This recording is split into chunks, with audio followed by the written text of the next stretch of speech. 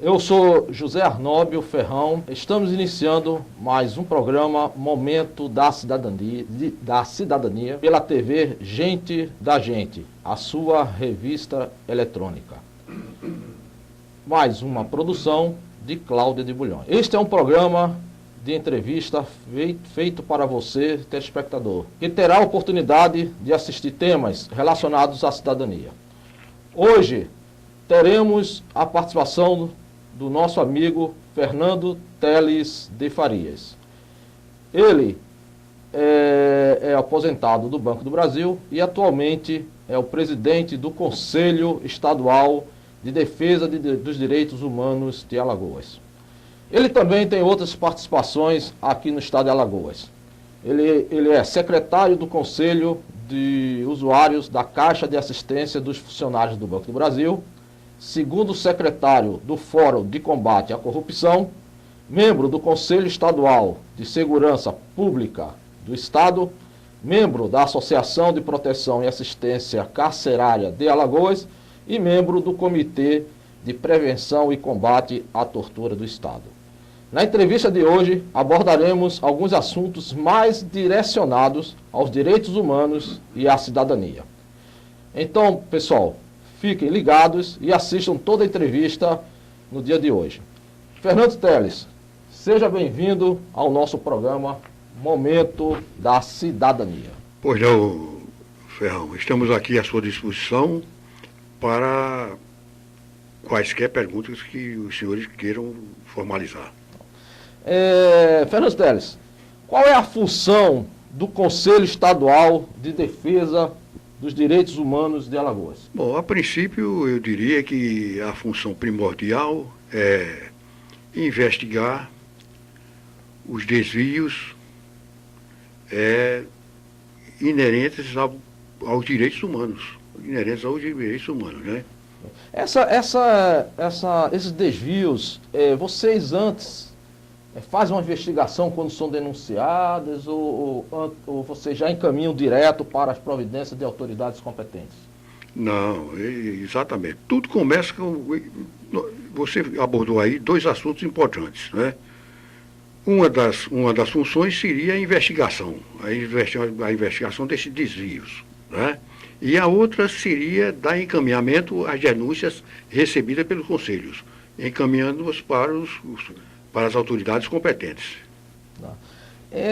Sabemos o seguinte, que pelo Conselho passa alguns assuntos e o Conselho busca também soluções de crimes cometidos por moradores de ruas, usuários de droga, conflitos agrários, também da exploração sexual de menores, de crianças, né? Denúncia de torturas em delegacias e também dos presos, né? E outros assuntos de relevância social, né? De importância aí. Desses assuntos aqui que nós citamos, tem acontecido muitos aqui em Alagoas e como é o procedimento aqui do Conselho? Olha, foi a sua colocação foi até pertinente, porque eu não sei, mas você deve já ter tomado conhecimento, evidentemente, pelo menos através da opinião pública, de que direitos humanos servem só para bandidos, não é? Certo, não é verdade? certo, Não é? certo. Que bandido, Ouvimos muito não é, isso. não é? Bandido bom é bandido morto, não é? Certo. Mas, infelizmente, isso acontece por desconhecimento da população de seus direitos, que são os direitos humanos inerentes à nossa Constituição e à Declaração Universal dos Direitos Humanos. Né? Nessa linha aí... Nessa gama de que você falou, evidentemente, todos nós temos a oportunidade de atuar dentro de todas elas aí, né? desde que tenhamos manifestação do problema, uma manifestação do problema, né? Eu sei. Então, podemos dizer aí que isso também passa por uma política pública, né? Tem que ter uma política pública para que o Conselho siga umas regras, né? Não, essa política pública, realmente, olha, o Conselho, sob esse aspecto, ele tem ampla liberdade, né? não obstante ele estar vinculado, né, a uma secretaria do governo, mas ele tem liberdade de atuação. E desde que seja manifestado, né, desde que seja provocado, ele atua em qualquer área, E dentro dessas que você acabou de citar, evidentemente todas elas já passaram pelo Conselho. Entendi. Uma em maior e outras em menores escalas. Entendi. Né? Voltando aqui ao assunto sobre os direitos, a população, né, fala muito, você já falou isso aí, que a população fala muito que os direitos humanos, eles observam, só servem para defender bandidos. É bem verdade que a gente pode chegar a uma conclusão de que é um desconhecimento da população sobre esse assunto, né? Que hoje justamente nós temos a oportunidade de ter esse viés corrigido. Através de quê? Através da própria Universidade Federal de Alagoas, quando criou o Comitê de Educação e Direitos Humanos. Né? Hoje nós temos uma cadeira na UFAL que trata justamente disso aí. Então ela está dentro somente do curso de Direito ou de toda a universidade? Não faz parte do curso de Direito. Ela é uma cadeira à parte, né? É como se fosse um ensino de direitos humanos para os alunos universitários. Para os alunos.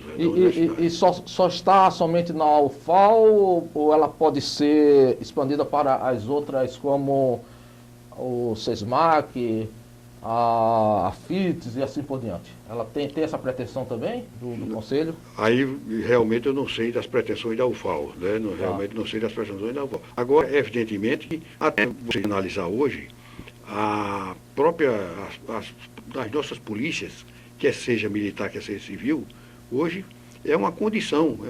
Você para uma condição de admissibilidade, né?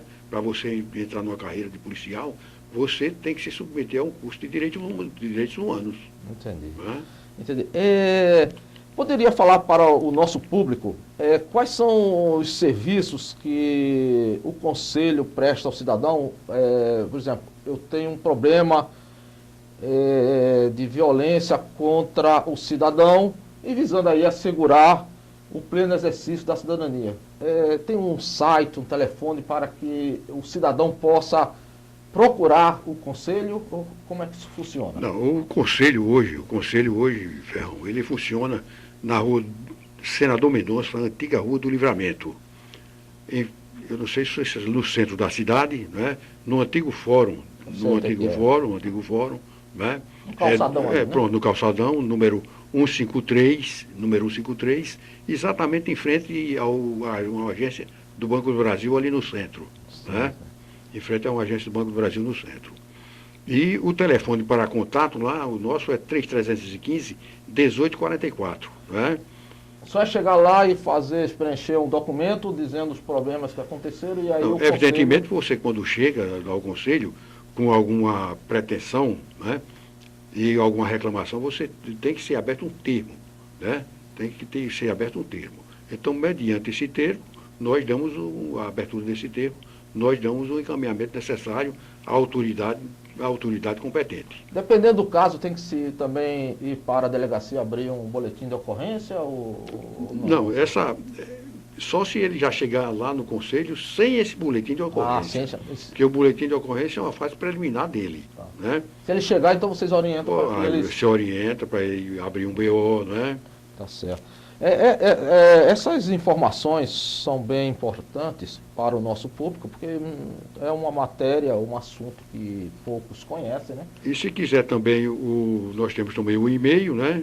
Mas pode dizer o e-mail. Pode dizer do Conselho, né? Que é CCDH, né? Conselho Estadual CEDDH. Conselho Estadual de Defesa dos Direitos Humanos. CEDDH.al@gmail.com. Bom, então o pessoal já está ciente, né? E sobre quais são as formas de atuação, como deve chegar ao Conselho de Direitos Humanos aqui do Estado, né? Para, se tiver algum problema, poder se socorrer, né? Agora, como É feito aí o acompanhamento dessas denúncias. Como é que o conselho acompanha? É difícil? É tranquilo? A pessoa que deu a queixa pode ir lá acompanhar junto? Como é que é feito isso aí? Não, evidentemente que aquele que prestou, né, a declaração, firmou o termo, a nossa função é dar encaminhamento. Dar encaminhamento tem um prazo, né, para isso existe um prazo para a resposta daquele que foi instado, né, de 30 dias. Se não fornecer a resposta, nós vamos reiterar, né, e cabe também ao interessado e ao conselho para saber da resposta da solução para o seu problema. Né? O encaminhamento necessário é esse. E aqui no Estado tem realmente Demanda. Solucionado isso aí com tempestividade ou há uma demora? Evidentemente depende dos casos. Né? Depende dos casos. Né? Tá.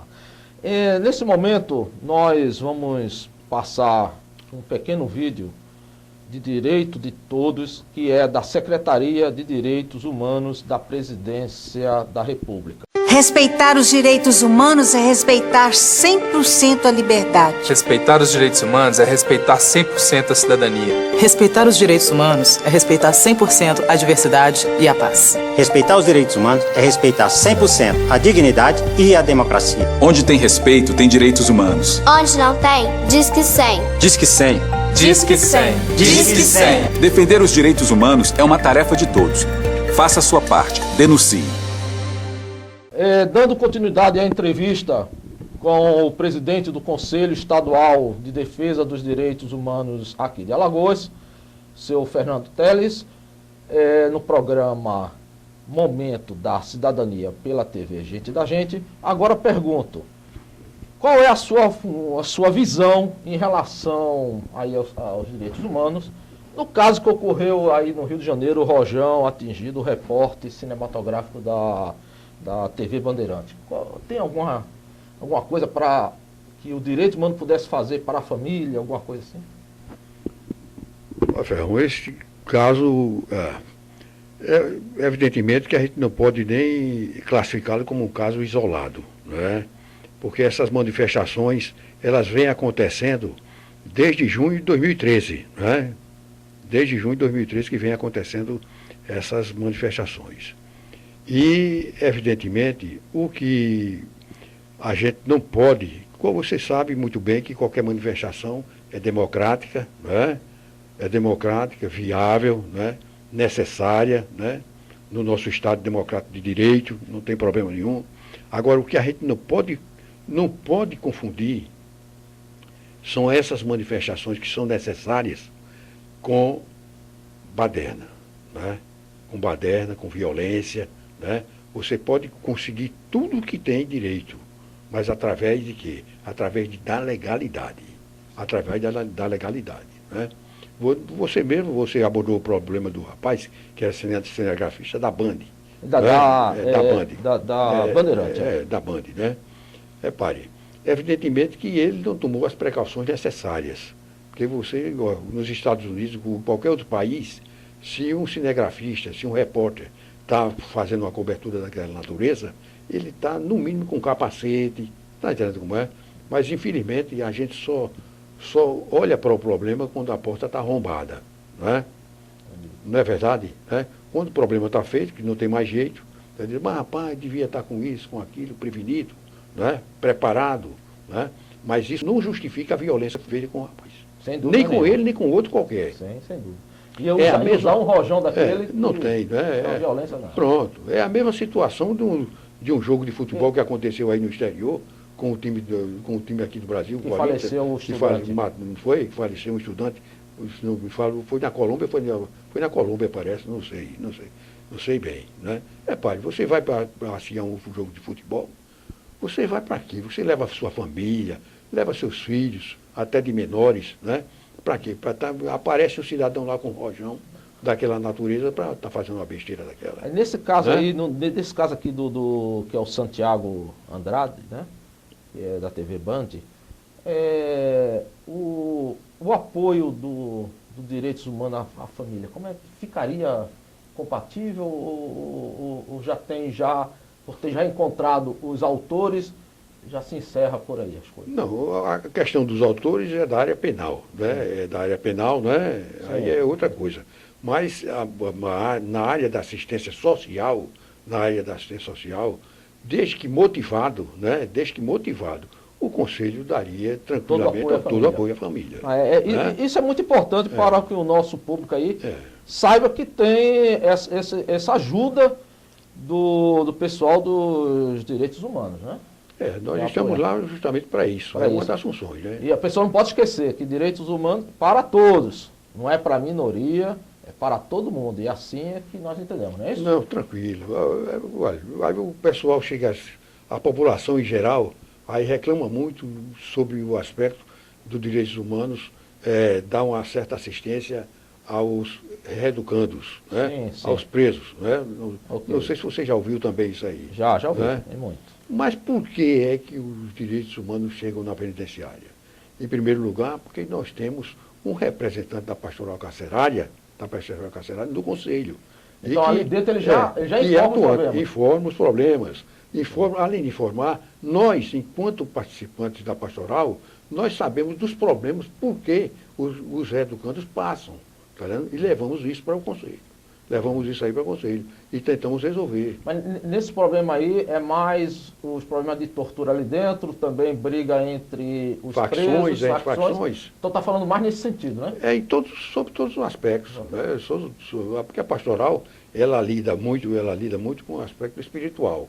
Primeiramente. Mas em segundo lugar, tem uma função importantíssima a pastoral, lá ali na penitenciária, que é a função de escuta.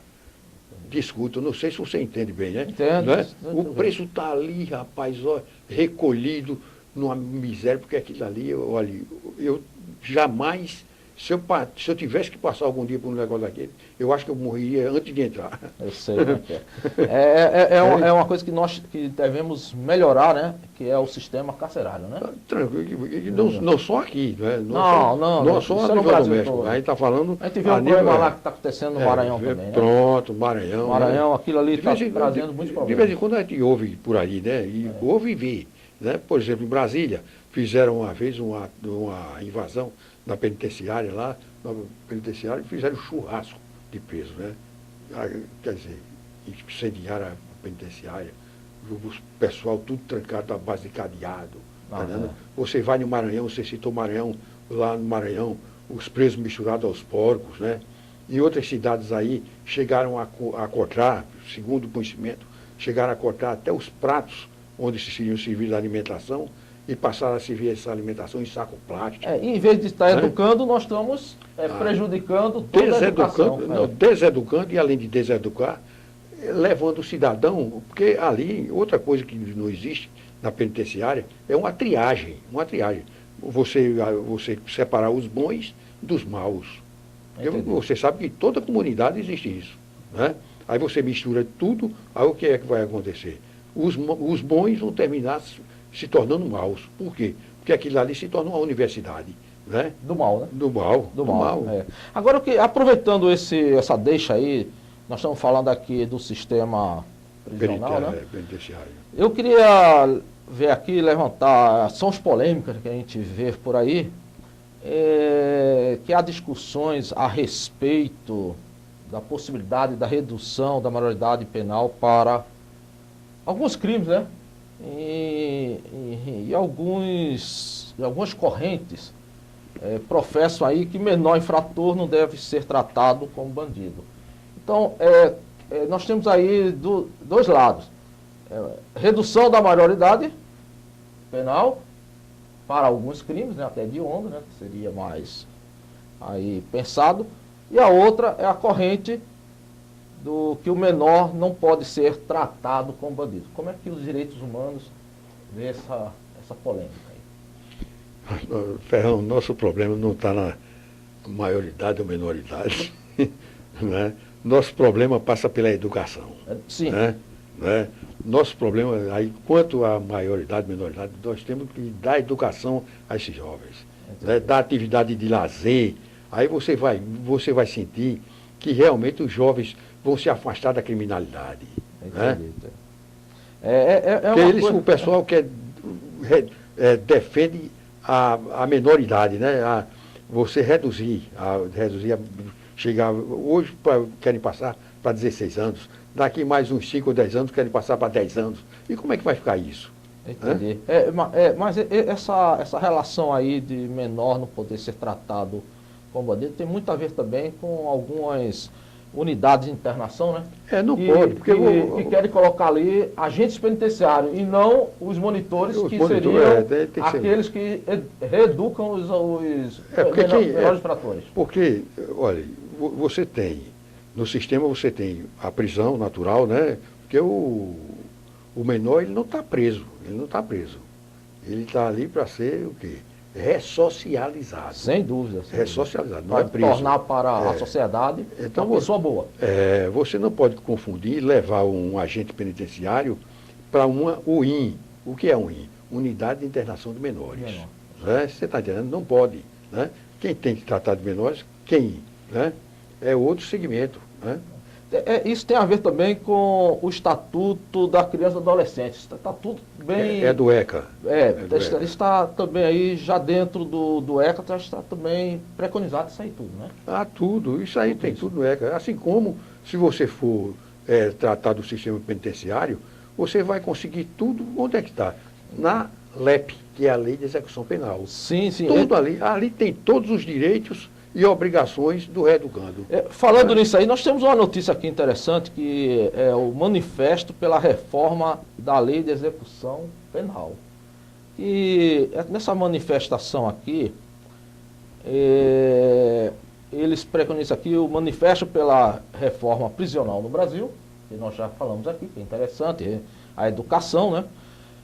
Defende também um novo modelo de gestão.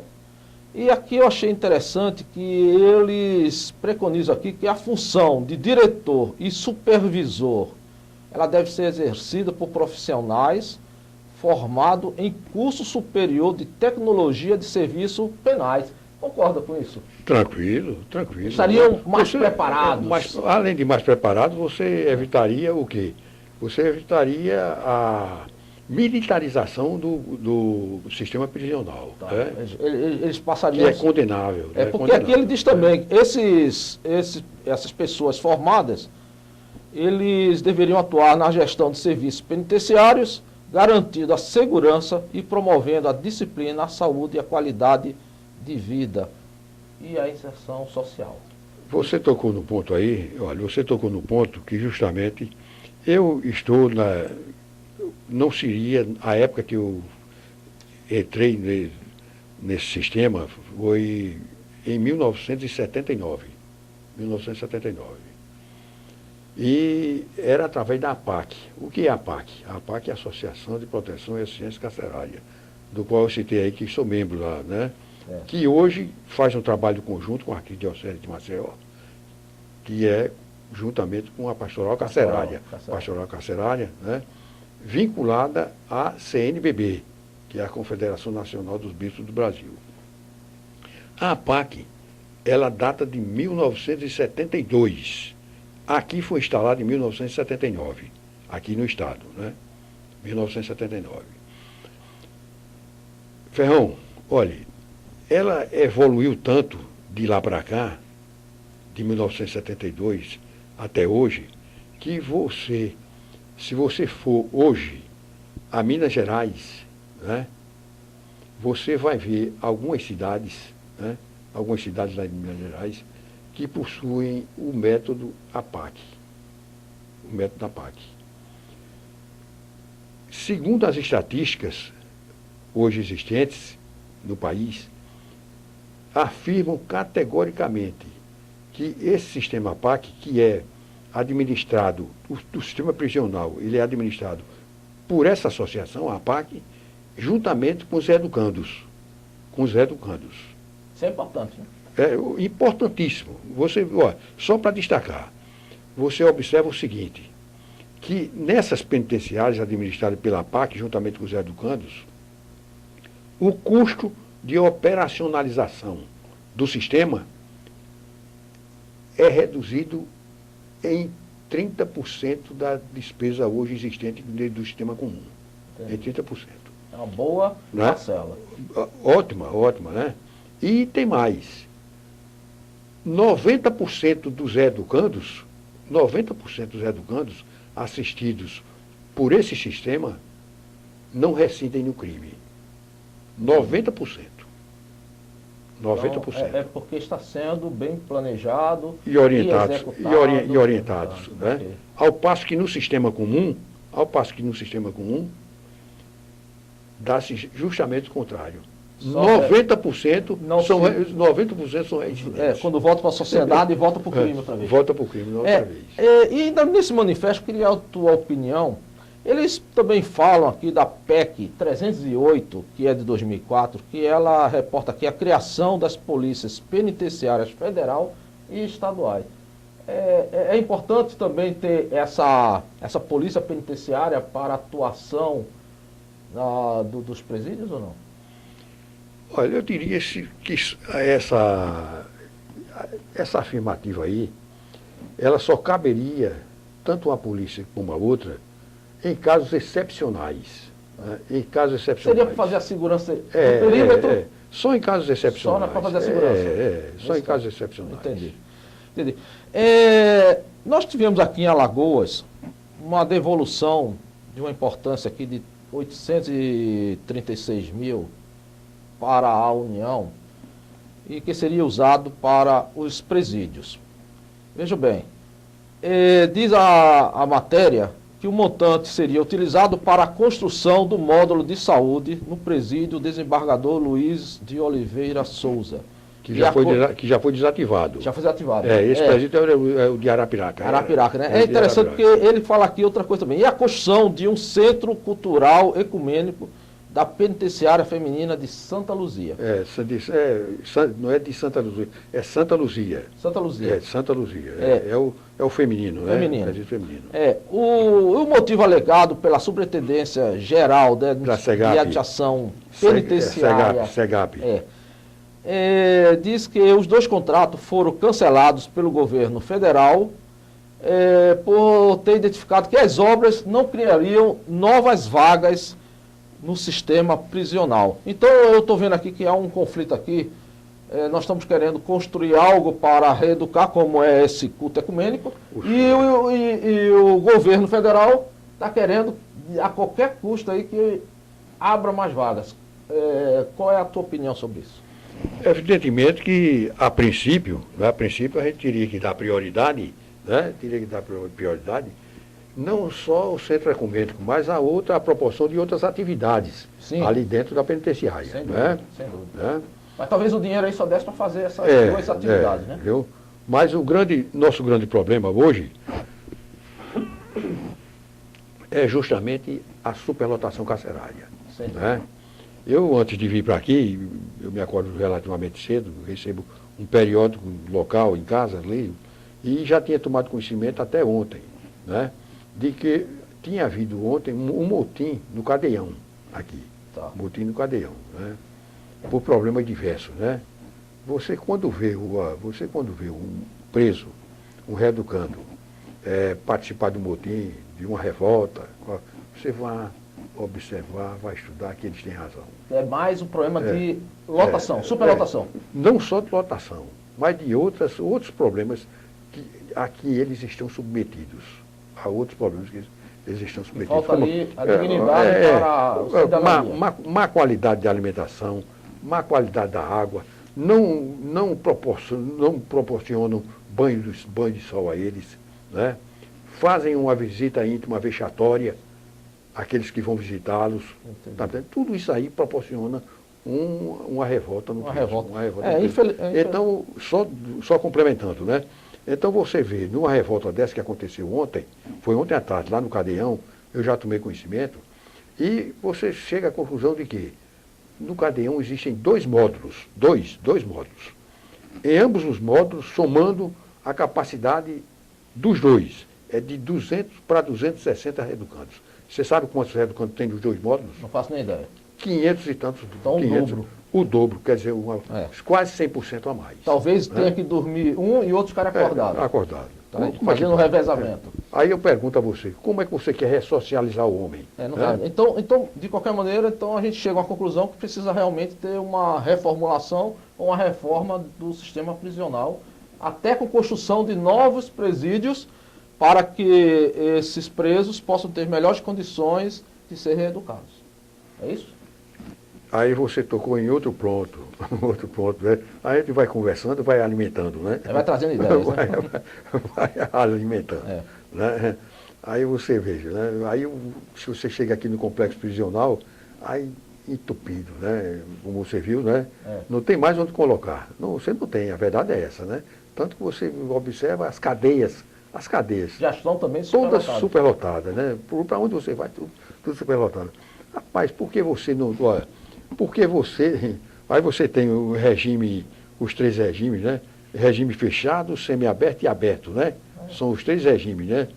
E a maioria daquele pessoal ali, tudo subjúdice, né? Não foram nem para julgamento. Nada. A maioria pode fazer um levantamento que a maioria não foi ainda julgado. Né? Por que você, ao invés de não substitui essa pena por uma pena restritiva de direitos? Né? Você está entendendo? Você tem inúmeras saídas. O camarada chegou ali, ó, bateu a sua carteira, o cidadão furtou o celular, aí você bota no meio daquele. Sem julgamento. Sem julgamento, sem nada, sem fazer uma triagem. Né? E aí pode trazer até uma revolta muito grande para esse preso, né? E pode até não ter culpa, né? Nada, Porque, você ainda não foi julgado, né? Não foi julgado. Infelizmente isso acontece no nosso país e esperamos que as autoridades aí possam consertar, né? Aí eu venho aqui para uma outra pergunta que eu achei interessante, né? Fazê-lo, né? E diz a respeito aqui como é que o Conselho vê o enfrentamento à violência nas escolas. Professores sendo ameaçados por alunos e pais, né? Nós temos visto muito isso. Tem chegado essas demandas lá no Conselho ou não? Até aqui, nesse viés, até aqui não apareceu nenhuma reclamação, né? Nós sentimos realmente a existência através de veiculação, né? Pela imprensa, né? Mas que o problema está onde? O problema está na família. Né? O problema está na família. Na educação da família. Está na família. Porque não se admite. Hoje há até uma evasão de professores. Você, hoje em dia, o cidadão quer ser professor. Não, rapaz. Na minha época, Ferrão, até hoje, eu sei o nome da minha primeira professora. E se perguntar ao aluno de hoje, ele não sabe. Não sabe. O rapaz não é educado, não está entendendo. Então, termina mas nessa área, o professor também pode procurar o conselho para fazer suas reclamações, porque ele está sendo também vitimizado, uma vítima dos seus direitos. Então, Tranquilo. ele pode procurar que o conselho vai orientá-lo. Vai. Então, está aí uma outra ideia aí para o telespectador, o professor aí. Tiver algum problema nessa área, poderá procurar o conselho que estará de portas abertas. E tem os próprios educadores, tem um sindicato bastante atuante no Estado, que é o Sinteal, né? O Sindicato dos Trabalhadores da Indústria da Educação. É bem atuante mesmo. Isso é importante saber e que nós temos mais um órgão aí de apoio ao nosso cidadão. Né? Porque aqui, como programa é no Momento da Cidadania, nós queremos trazer o foco para o cidadão, qual é o serviço, os direitos, os deveres do nosso cidadão, né? A pessoa. Fernando Teles, aproveitando aqui a tua presença, né? Eu gostaria também de tocar um assunto de outras atividades aqui em Alagoas que você exerce. Vamos falar um pouco aí sobre a sua atuação no Fórum de Combate à Corrupção. Qual é a tua atuação lá? Bem, hoje a minha função no FOCO, o que é o Fórum de Combate à Corrupção, você sabe que o FOCO ele tem uma diretoria executiva, né, que é composta de quatro membros. Né? Tem o coordenador adjunto, o primeiro secretário e o segundo secretário. Eu hoje me encontro na função de segundo secretário do FOCO. Tá. A sua presença lá é em função do Conselho? Em função, eu sou representante do Conselho Estadual de Defesa dos Direitos Humanos no FOCO. No foco, né? Mas qual é essa função do secretário? O secretário aí, ele organiza em que atuação, em que parte do observatório, do fórum? Bom, sempre que solicitado, né? Sempre que solicitado, a minha presença se faz necessária, né? Tá. Eu tenho visto algumas matérias até veiculadas aí pela mídia, né? E uma delas me chamou a atenção com relação a uma postura do foco diante dos funcionários da Assembleia, né? Foi feita uma intervenção junto à mesa diretória para que fizesse um controle maior dos seus funcionários, né? Saber se quantos funcionários tinha. Como é que isso começou? Como é que começa essa ação dentro do fórum e leva lá para, nesse caso aí, para a Assembleia? Bom, isso tudo aí, eu creio que tenha sido o seguinte, né? Você sabe muito bem que houve uma ação do MP, do Ministério Público, na Assembleia, né? Fruto de quê? Fruto de alguma suspeita de irregularidade lá na Câmara, né? Na Assembleia Legislativa, né? Assembleia Legislativa. Então, fruto dessa suspeita, o Ministério Público foi lá, deve ter, né? Evidentemente, surgido alguma irregularidade. Com relação ao funcionário público? Não só ao funcionário público, mas como outras né? Atividades, e isso foi levado para o colegiado, né? Foi levado para o plenário do FOCO, né? A partir de lá, o FOCO tomou conhecimento e passa a tomar suas providências, né? Inclusive dando apoio ao próprio Ministério Público, né? Tá. Nesse caso aí, o apoio seria, no caso na ação de que a Assembleia corrigisse com maior celeridade os desvios, né? Os desvios, e nesse caso aqui mais que eu citei, fizesse a contagem correta do seu servidor público. Do servidor público, né? Tem outro probleminha aí no meio que depois isso vai ser discutido, eu acho, junto com a Assembleia, será o problema dos terceirizados e dos efetivos, né? Isso aí também está meio... Esse problema dos funcionários da Assembleia realmente é um problema sério, né? E que salta à vista de todo mundo, de qualquer cidadão. Porque não é o nosso dinheiro que está sendo pago. Não é preciso você ser um expert na área, né? Para verificar que na própria Assembleia não comporta, né, aquele número de funcionários, né, quer sejam terceirizados, efetivos, comissionados, ali dentro de um espaço daquele. Entendi.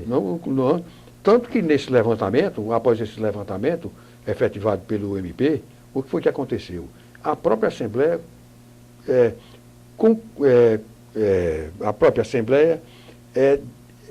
ele destinou cerca de 300 funcionários, se não me falha a memória, uns 300 funcionários, colocou esses funcionários à disposição de outros órgãos do Estado, né?